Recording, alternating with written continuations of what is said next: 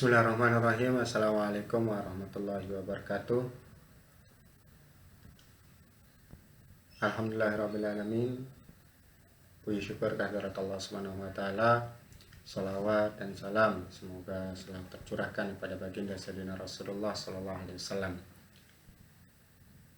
Baiklah, apa kabar semuanya? Mudah-mudahan kita tetap dalam keadaan sehat walafiat, selalu dalam lindungan dari Allah Subhanahu wa taala.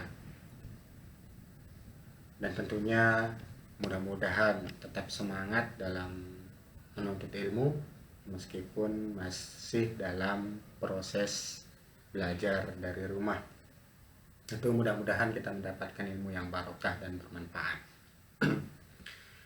Baiklah, pada pertemuan kali ini kita akan membahas tentang unsur-unsur, jenis-jenis dan pola-pola pengembangan dari teks eksposisi, di mana kita sudah mengetahui pengertian dari teks eksposisi, di mana teks eksposisi itu adalah uraian atau paparan yang bertujuan menjelaskan maksud atau tujuan dalam sebuah teks. Secara umum, jadi sebuah teks eksposisi itu adalah sebuah teks atau uraian yang bertujuan untuk menjelaskan suatu artikel, menjelaskan suatu karangan yang dibuat oleh penulis. Nah, baik, langsung saja. Apa saja unsur-unsur dari teks eksposisi itu? Ada dua unsur utama di dalam teks eksposisi itu, yaitu gagasan dan fakta. Apa itu gagasan? Jadi gagasan ini juga disebut sebagai pendapat. Nah, gagasan adalah pendapat yang dikemukakan. Isinya berupa pernyataan yang mungkin berupa komentar, penilaian, saran, dorongan, dan bujukan. Artinya bahwa gagasan itu adalah pendapat dari penulis kaitannya dengan teks yang akan dibuat, entah itu berupa komentar, penilaian, saran, dorongan, ataupun bujukan. Sementara fakta itu adalah keadaan atau peristiwa yang merupakan kenyataan sesuatu yang benar-benar terjadi. Artinya fakta itu berfungsi untuk memperkuat gagasan sehingga diharapkan informasi tersebut lebih meyakinkan halayak atau pembaca. Jadi fakta itu sesuatu yang benar-benar terjadi yang bisa menjadi bukti atau betul-betul bisa meyakinkan dari pembaca. Nah, jadi itu ada dua unsur utama dalam teks eksposisi, itu adalah gagasan dan fakta. Nah, selanjutnya jenis-jenis teks eksposisi. Nah, yang pertama itu adalah eksposisi identifikasi. Apa itu eksposisi identifikasi? Sebuah metode yang berusaha menyebutkan ciri-ciri atau unsur-unsur pengenal suatu objek. Nah, dengan menyebutkan ciri suatu objek, diharapkan pembaca atau pendengar lebih mengenal objek tersebut. Artinya menceritakan atau mengidentifikasi ciri-ciri dari suatu objek tertentu.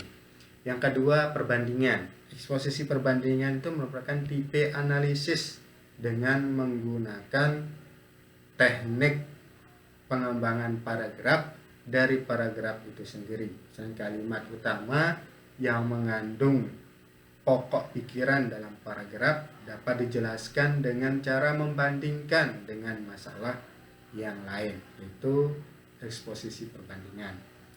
Yang ketiga, ilustrasi atau teks eksposisi ilustrasi.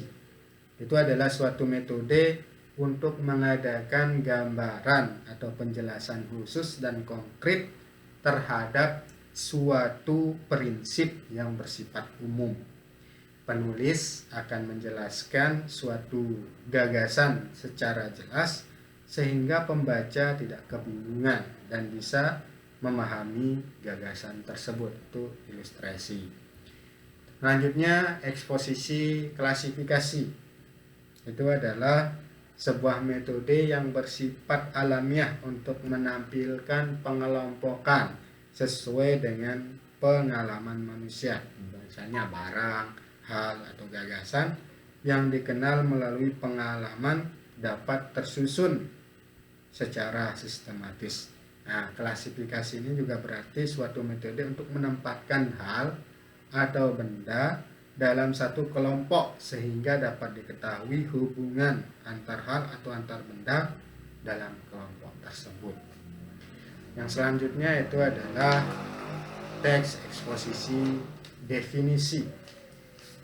Apa itu teks eksposisi definisi? Jadi suatu pernyataan tentang maksud atau suatu hal atau barang, atau juga suatu pernyataan atau penjelasan tentang makna suatu kata atau frasa. Nah, jadi secara umum teks eksposisi definisi itu adalah suatu proses yang berusaha meletakkan batas-batas penggunaan sebuah kata. Definisi mencakup pembatasan pengertian suatu barang atau hal-hal yang didefinisikan. Nah, yang terakhir itu adalah jenis-jenis teks eksposisi, yaitu teks eksposisi analisis. Nah, itu adalah suatu cara membagi suatu objek ke dalam komponen-komponen. Nah, artinya teks eksposisi analisis itu berusaha membagi suatu objek itu berdasarkan komponen-komponennya. Nah, itu tadi jenis-jenis teks eksposisi. Nah, yang terakhir pembahasan kita adalah tentang pola penyajian. Pola penyajian dalam teks eksposisi itu ada 4. Ini juga terdapat dalam buku paket. Yang pertama itu pola penyajian dari umum ke khusus. Nah, jadi maksudnya itu adalah ide pokok bagian teksnya ditempatkan pada awal paragraf yang kemudian diikuti oleh ide-ide penjelas. Jadi dari umum ke khusus. Misalnya suatu pernyataan dibuat secara umum, kalimat umum. Nah, nanti diperjelas dalam bentuk kalimat-kalimat penjelas. Itu dari umum ke khusus.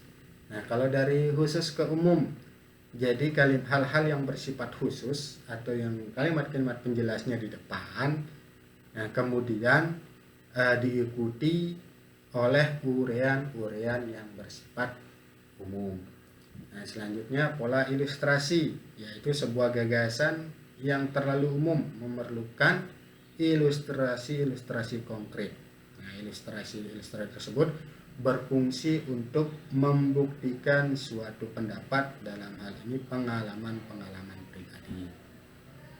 Yang terakhir itu adalah pola perbandingan, yaitu untuk meyakinkan suatu pendapat, kita dapat melakukan suatu perbandingan antara pernyataan yang satu dengan pernyataan yang lain.